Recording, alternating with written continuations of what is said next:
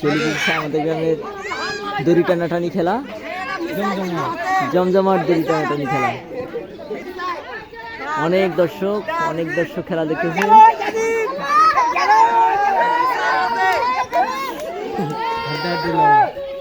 অনেক দর্শক হাড্ডাহাড্ডি লড়াই, সুন্দর খেলা।